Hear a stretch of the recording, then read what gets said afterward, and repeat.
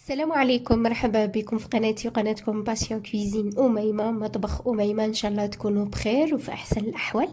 اليوم نشوفوا مع بعض وصفة سهلة بسيطة وبنينة بزاف، واللي يبغوها الكبار والصغار. وصفة شعبية من أروع الوصفات اللي تجي بنينة بزاف وتشهي. تبعوا معايا نبداو الوصفة على بركة الله. في بول ندي زوج حبات نتاع البيض، نزيد الثالثة ندي منها لو بلون دوف، ندي منها بياض البيض فقط، ونحتفظ بالصفار على جهة. البيض وكل المواد تكون ا امبيونت، يعني بحرارة المطبخ. نزيد هنايا بانسي دو سال، قرصة نتاع الملح، ونزيد لافاني. نزيد هنايا كاس سكر، قل ربع، يعني ماشي معمر، قل صباع باردون، ماشي معمر. هذا يبقى على حسب الاختيار. انا نبغي السكر ناقص، نقص السكر. اللي يبغي السكر يديره يعمره كامل. نضرب بالباتور حتى تعطيني هاد لا تكستور، يعني مقاوم كريمي، ويتضاعف الحجم نتاعه. هنايا غادي نزيد الكاس نتاع الزيت، كاس تاع زيت معمر، مي غادي نزيدها على دفعات، على دفعتين ولا ثلاثة كما راكم تشوفوا معايا.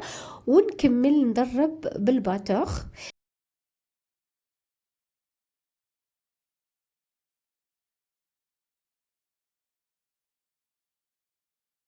تنجموا تستعملوا لافوي، مي الاحسن الباتور باش تجي نتاع الحلوه نتاعكم خفيفه وهشيشه. نزيد هنايا زيت دو سيترون، قشور ليمون غابي. تنجموا تعوضوه بالزست نتاع التشينا الا كان متوفر عندكم، ويبقى هذا على حسب الوجون نتاعكم.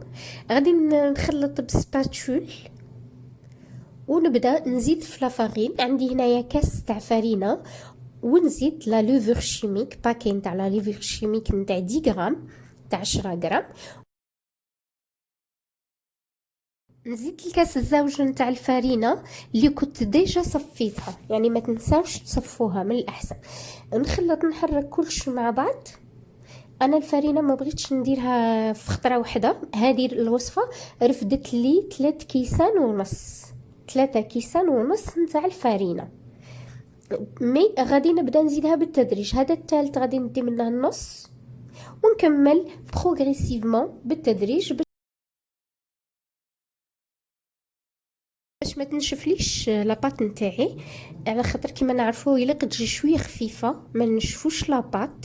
وتبقى على كل واحد وحسب النوعيه نتاع الفرينه اللي عنده، وعلى حسب الحجم نتاع البيض تاني، حتى كمية السكر إلا كنتو عمرتو الكاس. أما في الحقيقة يعني هذاك العبار ناقص الصبع، يعني يجي كومبينيشن، يجي الحلو. انا بالنسبه لي ما تحتاجوش تعمروا الكاس كامل، والله اعلم.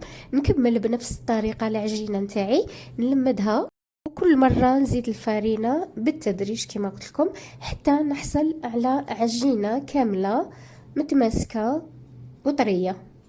انا ما بغيتش هنايا نقطع لا فيديو باش تشوفوا الطريقه بالتفصيل. بالنسبة للناس اللي يبغوا يديروا كمية كبيرة ينجموا يضعفوا المقادير. اما انا بالنسبة لي هذه زوج حبات نتاع البيض دير لكم كمية مليحة ومعتبرة، يعني خرجت لي كمية لبس بها الله يبارك. هنايا غادي نزيد النص، الطرف الاخير اللي بقى لي من النص. كما قلت لكم يعني انا دارت لي 3 كيسان ونص، دارت لي هذه الكميه. من بعد ما نلايم العجينه نتاعي كما راكم تشوفوا معايا، غادي نقسمها على زوج، باسكو انا هذه كما راكم تشوفوا العجينه نتاعي راهي طريه، يعني ما راهش ناشفه بزاف ولا راهي. باش نجم نتحكم في العجينه نتاعي في هذا الوقت، انا كنت شعلت الفور على 200 درجه باش يحمى برك. نزيد هنايا شويه زيت في يدي، وندي لابول الاولى، العجينه الاولى اللي غادي نخدمها سور ان بلان دو طرافاي. نديرها على شكل بوده كما راكم تشوفوا، ونسرح شويه، مي ما تطولوش شويه على حسب لو بلا اللي عندكم. انا شويه طولتها، مي فوالي دوسمون كما راكم تشوفوا. ونحطها في لو بلا ونسرحها، نقرصها شويه ماشي بزاف، ماشي حاجة كبيرة. من بعد كي غادي نحطها في الفور تاني غادي يزيد يضاعف الحجم نتاعها وتطلع.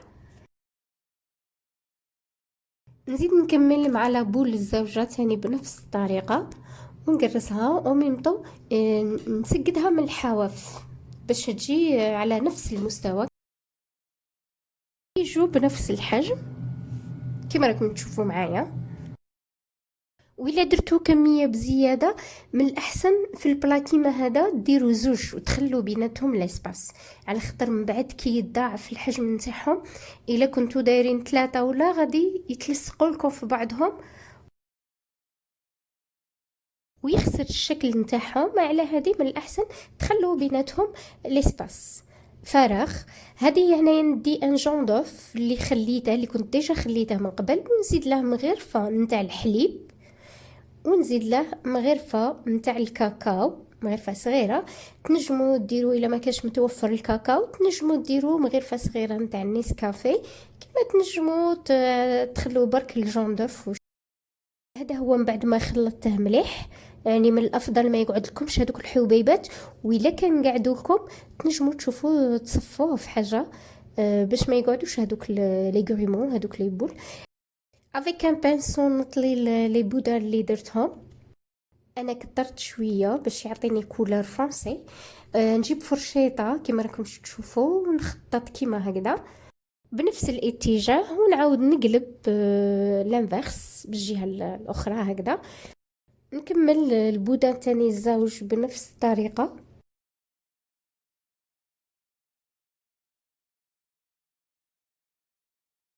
بعد ما كملت نديه على فور على 180 درجة لمدة 25 حتى 30 دقيقة، يبقى كل واحد وعلى حساب الفرن نتاعه. هنايا ما نقطعوهمش تمتم، خلوهم على الاقل ديك 5 دقائق يبردوا باش ما يتفتولكمش وما يخسرولكمش. هذا هو من بعد ما بردوا غادي نقطعهم، يعني هي يكون هذيك فتات قليل مي ماشي بزاف، على خاطر راه هشيش، يعني راه هشيش وخفيف، على بيها يكون هذاك الفتات قليل.